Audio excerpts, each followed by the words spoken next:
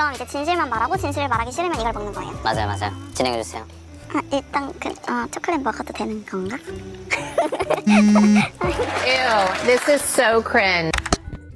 Hey guys, so I actually was going to post this video last week, but I kind of wanted to give Yuk Jun-so a chance because I felt like maybe I was reading too much into it, and it is a reality show, so I wanted to give him the benefit of the doubt. Recently the 2 episodes came out, and I thought that I would have a change of heart. I did.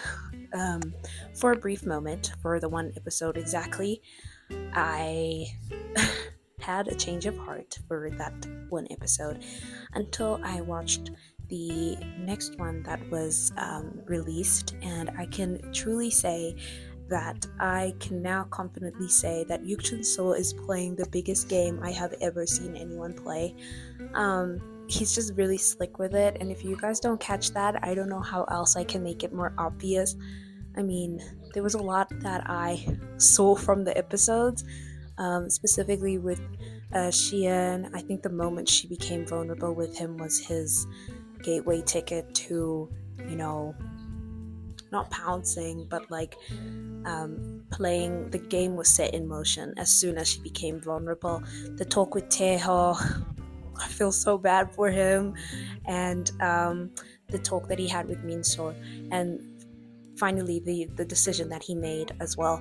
I think he's playing the biggest game, especially with like the Min-so talk, and then we saw the teaser, and I feel like it just kind of puts everything into perspective for me.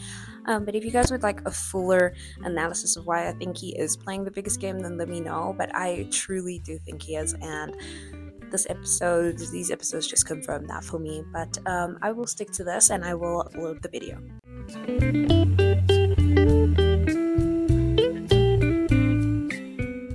I hate nonchalant men, and you being nonchalant does not get you the girl. It doesn't make you any cooler. It's that time of the year where everybody is watching the infamous singles Inferno. Heck, I am binging. And I quickly found myself being attracted to one of the contestants, Yuk Jun-so.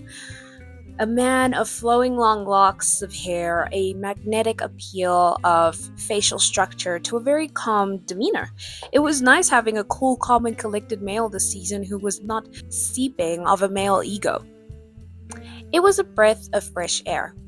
Now, leading with this first impression, I had, to my mistake, set the standard of what I thought he would behave like.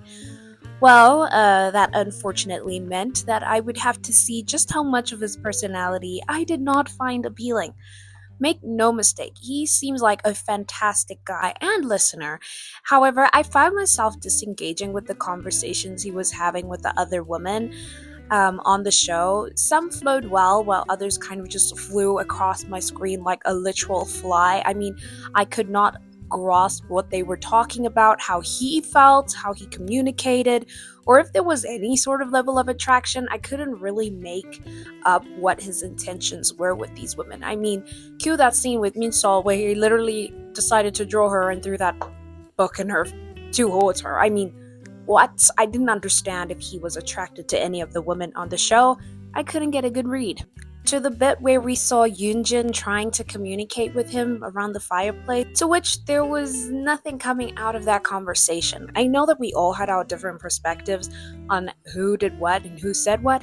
I'm one to believe that Yoonjin simply did not give in to him as she tried to talk to him before, and he is probably a shy guy, but he wasn't returning the energy she was giving him. Hence, she engaged with a fellow participant, Taeho, in which the conversation felt more enjoyable and genuine to watch. I mean, I think they had more chemistry than anyone on the show. Now, don't get me wrong, I like a shy, quiet man who listens attentively. However, I want to see you put in as much energy as I am giving you. You don't have to be expressive, but finding a way to catch on to what I'm saying and applying it to love languages and or future approaches we are yet to have, that would be nice. For example, Yuk Jun-so and his fellow contestants have the chance to ask each other's questions. Hey guys, we're getting to know each other. What makes it better? We're drinking. We're drinking, we're taking shots, let's get loose, let's have fun. Can I just say, if I were there, I would be literally having so much fun. Everybody was kind of boring, except for Yuk Jun. Let me get that straight. I would have been her in that situation, and if y'all say no, you're a liar. This is the opportunity for everyone to sort of get a just feel of what everyone's thinking, feeling, what other approaches they should take in the future, and sort of getting a read on the person that they are interested in.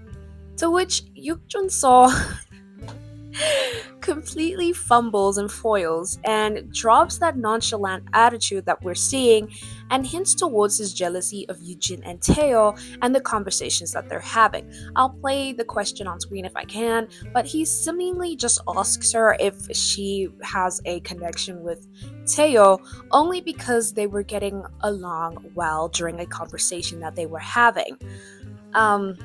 Yeah, they were talking about drinking, and I guess he found that to be some point of envy. I don't know. If you guys don't think he was being jealous, he was being jealous, please. To which, as a result of that question, they actually literally denied that there would be any chance of romance, and that the relationship was purely platonic. We love to see it. We love healthy relationships. I mean, wow, dude, what a way to literally ruin a chance of expressing your interests in Yujin and the girl that you fancy, but whatever.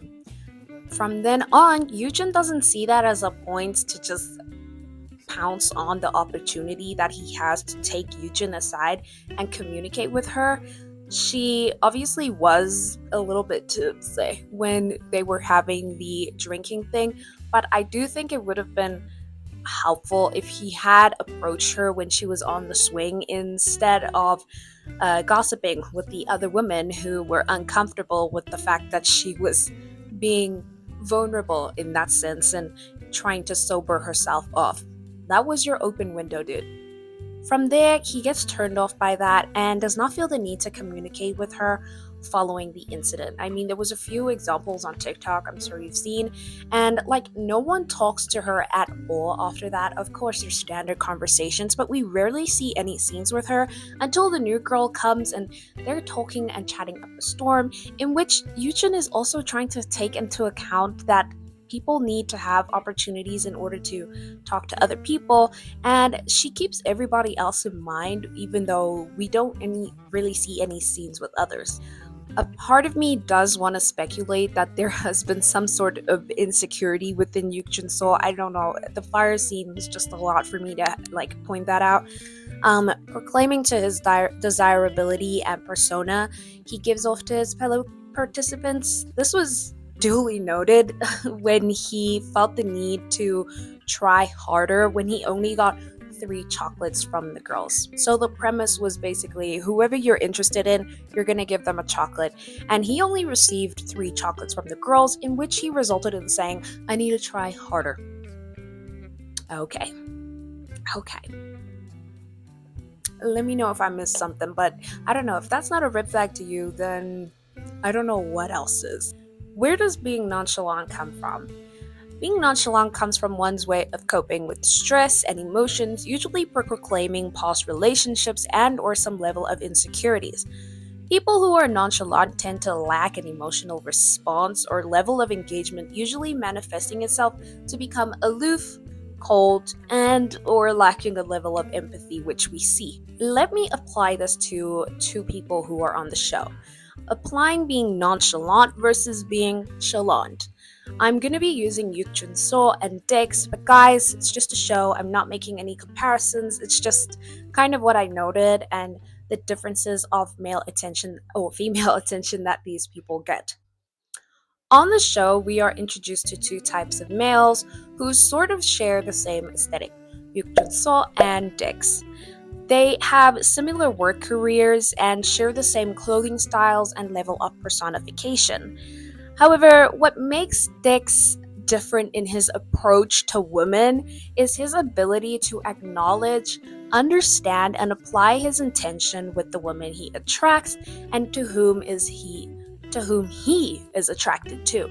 For instance, With his communication with peers who may seem to draw in interest in other people, he allows there to be an open and safe communication in who they wish to branch out more with, allowing them to flesh out their desires and talk to others on the island without having any sort of insecurity be prevalent in his ongoing or oncoming interactions with the girls. It allows him to figure out a way as to how to appeal without coming across as rude and or creepy. Whilst Yuk Jun-so favors the nonchalant approach, in which it is visibly noticeable of his discomfort toward not being pursued wholeheartedly. He ought to choose a path in which he dismisses attempts for conversations, opting and hoping to spend his time elsewhere. I mean, it is fine. It is completely fine. Let's give him some credit. If you don't want to wake up early to get your hair done, that's fine.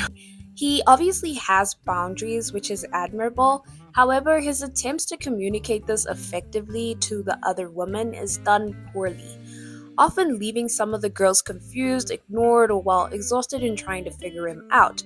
Like when he didn't get his hair done or go to Xi'an, she immediately questioned it and asked him why he did not come. Guys, so what can we do differently, and how can we apply this to our scenarios in real life? Communicate. So often in dating culture, we tend to emphasize and romanticize the idea of relationships, but not what comes with it. When approaching people, we have become desensitized to human decency, often mistaking attractiveness for harmful tropes, often dismissing the negative and or authentic aspects of a relationship. This can come from environments or mental state of a person that they harbor while dating. Yuk Jun-so may be a shy guy or overall just a product of his South Korean society, where expressing vulnerability and admitting it can be harmful to one's masculinity or femininity. No, like, can we please go back to like the expressive, vulnerable men who write love letters, spends his time thinking of the best way to make you happy, and while the Disney love, I mean, when Teo made that flower ring, like, I don't know how the bells went off for Xi'an, and it's like, yeah, I'm choosing him. But simply engaging in uncomfortable discussions can be beneficial for society, as you're not only opening yourself to the world or your partner, but to yourself as well. The way we choose to illustrate our personal branding does not merely rely on one's ability to look good, sure, but also the ability to effectively communicate one's intentions purely, honestly, and wholeheartedly, without relying on harmful stereotypes, tropes, and or societal values. With that being said, guys, this is only a dating show. None of it is like real. It's not like they come out dating anybody, but this is just what I've observed in the way someone can connect through audiences, people. I think Yuk Jun-so's approach is not that favorable. I mean, we've seen this nonchalant approach before, but aka Guan-hee, but he is able to communicate himself and his intentions with the woman. He literally states he's playing them. So, I mean, yeah, but let me know what you guys think. Don't attack anyone and say, oh my god, this is like fact in the Bible. No, it's not. It's just what I see. It's a visual observation. But yeah, guys, apply this to your life scenarios, and hopefully we can learn something and what we want in partners and for ourselves. Bye, guys. Follow my Instagram.